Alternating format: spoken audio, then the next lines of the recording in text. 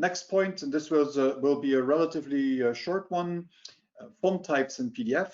And what you will see is that this reflects a little bit of what you are used to, I think, on your system, basically. When PDF was invented, there were already a number of different font systems around, and PDF has, from the very beginning, adopted 3 simple font formats, and I'll explain what that means in a second.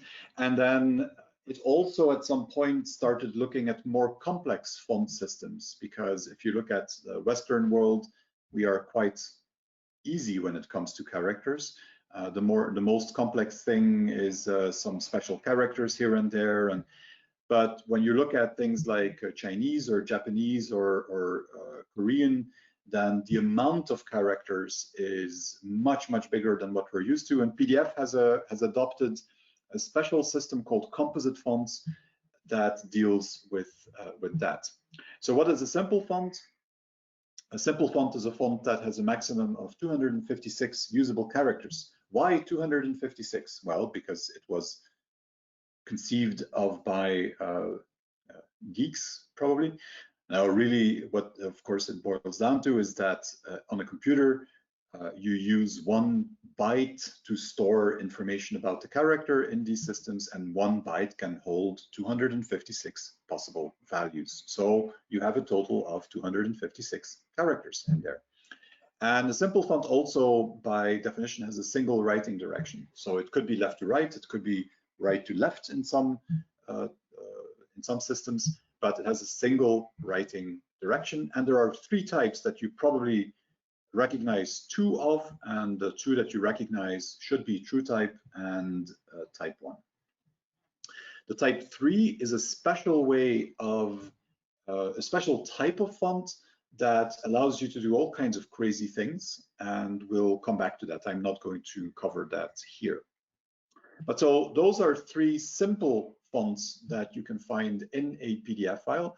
And when you would then also look at the details and at the encodings, and that is different for each of these font types. And that's part of the complication that you have with fonts in PDF, that the different ways you can store, or the different types of fonts that you can store in a PDF, they also are reflected in how characters are mapped to glyphs and so on. So it becomes a really complex issue.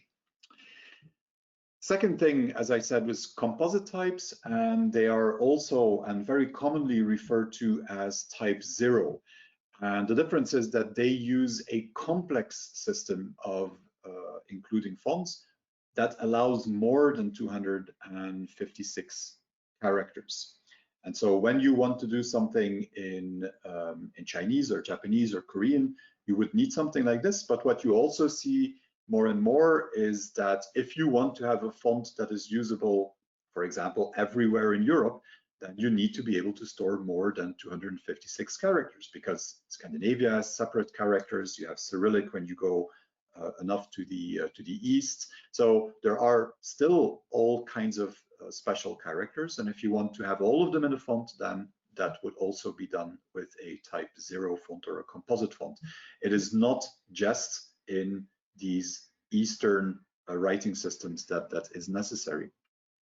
And you also have built in the capability to support more than 1 writing direction. And that is important because in some cases, for example, Japanese can be written left to right, right to left, top to bottom. So you have a number of different ways that the characters can be written as, and sometimes that has consequences on the shape of the characters or the widths or the positioning of the characters. So type 0 fonts have support for all of that as well. We're not covering this specifically, but I have added 3 questions here that I've seen come up before when we talk about pre-flight of PDF and so on. The first one is, can a PDF file embed an open type font? And the answer is yes and no. There is no font type for open type font in a PDF. So if you look in a PDF, you are going to see fonts that have a key true type or type 1, or those things exist. You're not going to find that for open type, but there is a way in composite fonts to embed an open type font inside of a PDF and use it in that way. So there is no separate font type for it, but it is possible to use an open type font description. A very similar question for multiple master fonts. I don't know how many people know what a multiple master font is, but basically that is a variable font. So one where you, for example, can change the boldness by applying a variable. There is also no way to embed that in a PDF, but what typically happens is you would select a value for the variable. So you create a font that has a specific boldness, if I take my example again, and that would then be embedded in the PDF file as a type 1 or a type 0 or a true type. So an instance of a multiple master font or a particular flavor of a multiple master font can be embedded, but it will always be as a true type or a type 1 or a type 0. And then something that is, I think you need a certain age to still remember that this happened or this came up during pre-flight.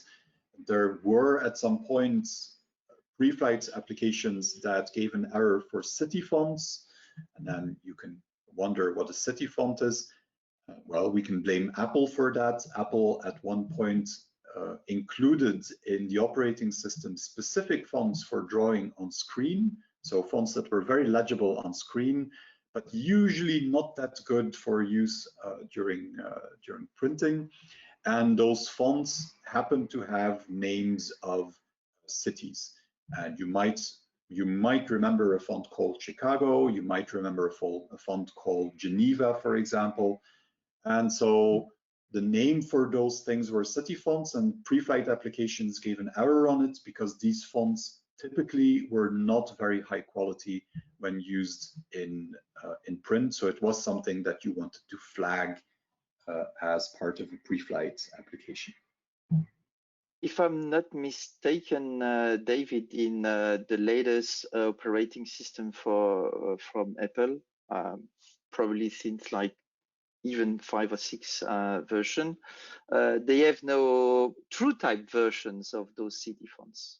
They have like Geneva true type, etc. Yeah, they changed it at some point. So this is one of those rules that lived in old pre-flight software. I shouldn't say old because that makes me feel old as well, but it's no longer necessary, and you won't find it in any of the new standards because the check is no longer necessary. Apple indeed now has every font that they have more or less is good for anything. So yeah. I have a question. More and more documents are done now with open type fonts in the offering application. So what happens to an open type font when I do a PDF if the open type is not in the PDF? It is embedded as it's actually converted to a font type supported in PDF. If you would read the open type specification, I suggest you don't do that, but if you would read the open type specification, then you would see that there are different subtypes in open type as well. You have open type fonts that store the glyph descriptions in a format that is very similar to true type. You have others that store them in a format that is very similar to type 1. And what the PDF conversion does, or the PDF generation application does, is it converts that open type font into a representation that is valid in the PDF format. Yeah. And so again, no real open type font anymore in the PDF, just a converted version. And while I'm answering that, I remember a question from the very beginning that asked, could I, if the font is completely embedded, could I extract that font again? And actually, this is very related to what I just said. When a font is embedded in a PDF, it is not just copied into the PDF file. All kinds of things happen. Information that is not necessary in the PDF is removed and so on. So could you theoretically extract a font from a PDF file and then use it again on the operating system? Sometimes to some extent, but with most fonts, you wouldn't have enough information to actually do that. That being said, font developers are still a little bit wary about that. That was much worse 10 years ago, I think, but it is still a difficult point. It was much easier in some cases to extract fonts from a PostScript file and then store them on the system again. And actually there was software that did that. That is a much more difficult thing in PDF because all kinds of transformations happen on the font as they are embedded. Is it okay for the ligatures when you have them in an OpenType and you go on a PDF? What happens? Yes, it's absolutely okay. The OpenType has very complex ways of handling ligatures. That's one of the big innovations that they did as well. And the conversion to PDF doesn't need to lose any of that information. If you have a good PDF generator, then the quality of what you end up with in the PDF should be exactly the same as what you would see in a good text editor. Of course, you need to have a good PDF generator. And when you see problems with fonts in PDF, very often it is because the conversion to PDF didn't happen in the best possible way. But in theory, it is fully supported.